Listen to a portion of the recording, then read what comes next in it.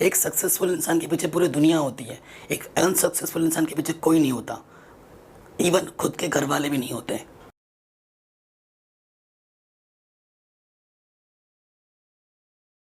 Hello everyone, आप सभी का हमारे चैनल पे स्वागत है। सो मैं आज के इस वीडियो में हम जेई जो आप देना चाहते हैं ना, कई हज़ारों लाखों बच्चों का ड्रीम होता है कि मुझे आईआईटी से इंजीनियरिंग करनी है, मुझे आईआईटी में जाना, मुझे आईआईटी क्रैक करना है। देखो, सिर्फ बोलने से सोचने से क्रैक नहीं होता, उसके लिए आपको जी जान लगाना पड़ता है।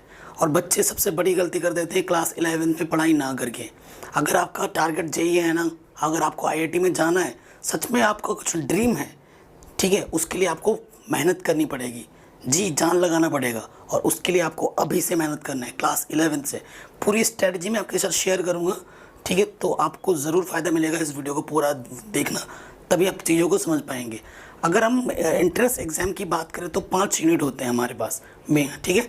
5 यूनिट में क्या है, हमारे पास वेक्टर्स एंड 3D ज्योमेट्री है, फिर कैलकुलस है, ट्रिग्नोमेट्री है, कोऑर्डिनेट ज्योमेट्री है और अलजेब्रा है, ठीक। अगर आप 11th-12th की प्रिपरेशन को बहुत बेहतरीन तरीके से कर रहे हैं ना, तो यकीन मानो आपकी ये प्रिपरेशन भी अच्छी हो रही है। आईआईटी के लिए प्रिपेयर आप अच्छे से हो रहे हो। क्योंकि मेरा खुद का स्टूडेंट, उसने पर्सनल कोचिंग नहीं ली थी, लेकिन जेई में उसके 99.9% आए, ठीक है। उसने जेई क्लियर कर लिया फर्स्ट अटैम्प्ट में, ठीक है। और उसने कोई एक्स्ट्रा कोचिंग नहीं की थी, उसने बस 11th-12th को बस अच्छे से पढ़ाई किया। जो स्कूल में पढ़ाई करता था और कोचिंग से पढ़ता था, उसी से ही उसका हो गया। तो आप खुद से ही बहुत अच्छा प्रिपेयर कर सकते हैं। किन किन किताबों को पढ़ना चाहिए, क्या स्ट्रेटजी होनी चाहिए, वो मैं आपके साथ शेयर करूँगा। सो देखो, ये 5 यूनिट तो है, ये 5 यूनिट आपके 11th और 12th दोनों मिलाकर आएंगे। 11th में ये सब नहीं मिल जाएगा और 12th में भी ये सब नहीं मिलेगा, दोनों का कंबाइन होगा, ठीक है। तभी एंट्रेंस एग्जाम 12th में होता है, 11th में नहीं। अब क्या है, इन चीज़ों को अच्छे से प्रिपेयर करने के लिए ना, कौन सी बुक से हम स्टार्ट करें। सबसे बच्चों के मन में आता है कि हम सर कौन सी बुक्स पढ़ें। तो मैं पहली बात तो ये बोल चुका हूँ कि आपको क्लास 11th-12th में आपको सिंसियर होकर पढ़ना है, सीरियस होकर पढ़ना है, ठीक है। अब देखो, सबसे पहली चीज़ कहाँ से स्टार्ट करें, हम किस बुक से स्टार्ट करें। तो मैं बच्चों आपको बोलूँगा, सबसे पहली बुक आप स्टार्ट करो एनसीईआरटी से, बेसिक, ठीक है। अगर सबसे बड़ा बड़ा किताब उठा के ला ले, कोचिंग इंस्टीट्यूट का मटेरियल उठा के ला के बैठ गए, उससे कोई फ़ायदा नहीं है। वो आपको डिमोटिवेट करेगा, आपको लगेगा कि मुझे कुछ नहीं आता। ये कॉन्फिडेंस अच्छा नहीं है आपके लिए। कॉन्फिडेंस कौन सा अच्छा है आपके लिए, जो आपको खुद से अंदर से फीलिंग आने लगे कि हाँ मैं कर सकता हूँ। ये फीलिंग जब आने लगेगी ना, तो मज़ा आएगा। तो आप सबसे पहले एनसीईआरटी बुक से स्टार्ट करो। एनसीईआरटी बुक का अगर आप सपोज करो पहला चैप्टर सेट्स पढ़ रहे हो, एक क्लास 11th के हिसाब से मैं बोल रहा हूँ, अगर सेट्स पढ़ रहे हो तो सेट्स आपने एनसीईआरटी ख़त्म की, उसके बाद उठाओ आप आर डी शर्मा, उसका सेट्स का क्वेश्चन करो, उस सेट चैप्टर को पूरा पढ़ लो, ठीक है। पढ़ने के बाद उसके एग्जाम्पल्स, उसके जो एक्सरसाइज के क्वेश्चन खुद से सॉल्व करो बिना हेल्प लिए। जब क्वेश्चन आपसे खुद से बनेगा ना, तो आप सोचोगे अरे हाँ वाकई में मुझे ये चैप्टर आ रहा है समझ में। ऐसे ही आपको हर चीज़ के लिए करना है, चाहे आपका क्लास 11th में है, चाहे आप क्लास 12th में। जब ये चाहे आप अच्छे से कर लोगे ना, तो बहुत फ़ायदा होगा। हमेशा क्या करना, जब पढ़ने बैठो प्रॉपर पोजीशन पे बैठो, पानी पीते रहो, ठीक है। डिस्ट्रैक्शन से दूर रहना है। अगर आपका सच में गोल आईआईटी है ना, तो जितनी भी डिस्ट्रैक्शन है उनको मारो गोली, ठीक है। अगर आपका एम सही में है ना, तो डिस्ट्रैक्शन आपको बहुत डिस्टर्ब करेगा। अगर डिस्ट्रैक्शन को आप दूर रखते हो, चाहे आपके बाबू सोना हो, चाहे आपकी कोई अदर एक्टिविटी हो, उनको आपको रखना होगा दूर, तभी आप अपने गोल को अचीव कर पाओगे, ठीक है। कुछ पाने के लिए हमें कुछ खोना पड़ता है, ये कहावत सुनी है ना आपने, तो ये सच है, ठीक है। इन चीज़ों को जब पढ़ोगे ना, जब आप 11th-12th में इनको कर लोगे, उसके बाद अपनी प्रिपरेशन को और एडवांस वे में ले जाने के लिए आपको पर्टिकुलर टॉपिक के हिसाब से पढ़ना पड़ता है। और दो, मुझे किसी ने कोई पैसे नहीं दिए, किसी ने कोई स्पॉन्सर नहीं किया, ये मैं अपनी पर्सनल फीलिंग से बताता हूँ।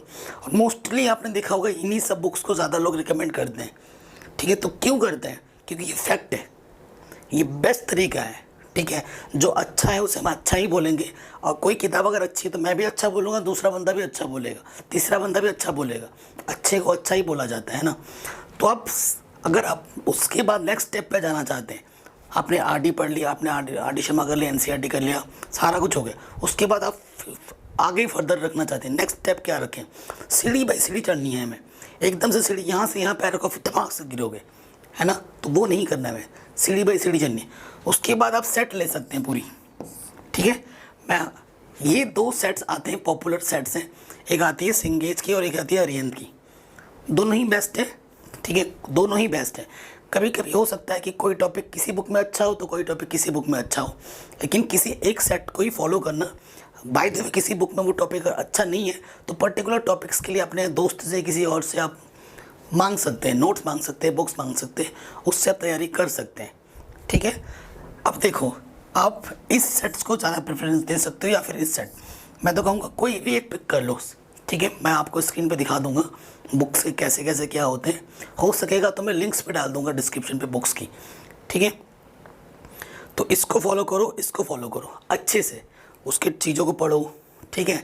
मेन चीज़ क्या होता है, ठीक है, मैं भी पीएचडी की प्रिपरेशन कर चुका हूँ, बट अनफॉर्चुनेटली मुझे ड्रॉप करना पड़ा किसी कारणवश।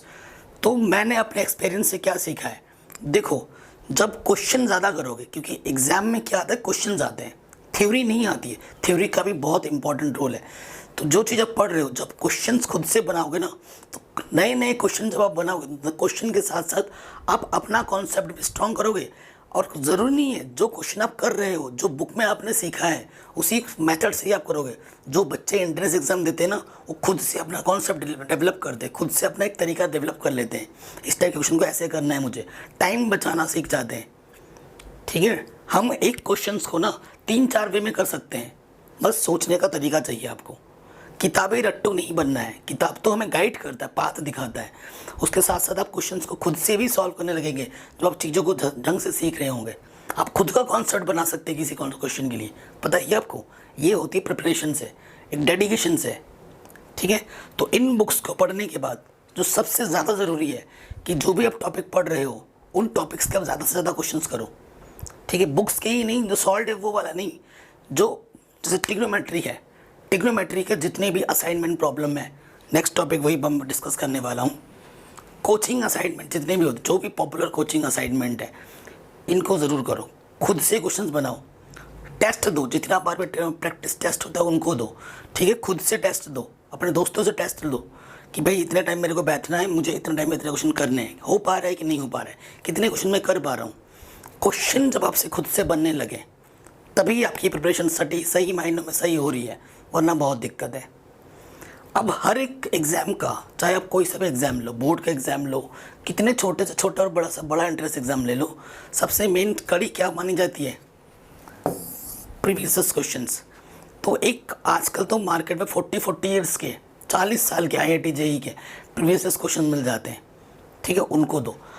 मैं अब एक टेक्निक बता रहा हूँ, जैसे मैंने क्या बोला था, आपने सेट पढ़ा NCERT से, सेट्स के बाद आप RD शर्मा पढ़ा, उसी सेट्स वगैरह का अगर कॉन्सेप्ट उन बुक्स से भी पढ़ो, उन बुक्स के सारे क्वेश्चंस करो। फिर कोचिंग मटेरियल जो भी है आपके पास, आपको टारगेट फिक्स करना है, कोचिंग मटेरियल जो भी बेस्ट आपके पास है, उनमें उस टॉपिक से रिलेटेड जो भी असाइनमेंट दे रखे हैं, क्वेश्चन जो भी दे रखे हैं, उनको बनाओ। फिर उसके बाद उसी चैप्टर के प्रीवियस क्वेश्चन कर लो जो IIT JEE में पिछले 40-50 सालों में पूछे गए हैं, ठीक है। और ज़्यादा से ज़्यादा आपको क्या करना है, टेस्ट देना है, क्योंकि एग्ज़ाम में जब हम बैठते हैं बहुत होता है, बहुत होता है। मैं स्टोरी भी शेयर करूंगा आपके साथ, मैं आप शेयर करूंगा, देखो आपको मज़ा आएगा सुन के, आपको मोटिवेट फील होगा। प्रीवियस क्वेश्चन बहुत ज़रूरी है, उसके बाद करने का एक स्टोरी मैं सुना देता हूँ ताकि आपको हेल्प मिले। मेरा एक बड़े भाई जैसे हैं, ठीक है, मैं और वो साथ में प्रिपरेशन कर रहे थे PhD की, ठीक है। वो तो पिछले 1.5-2 साल से कर रहे थे, मैं जस्ट उनके साथ गया। फिर मैं 2 महीने मैंने स्टार्ट की, फिर मेरी तबीयत ख़राब हो गई, मैं एडमिट हो गया, फिर मुझे घर आना पड़ा।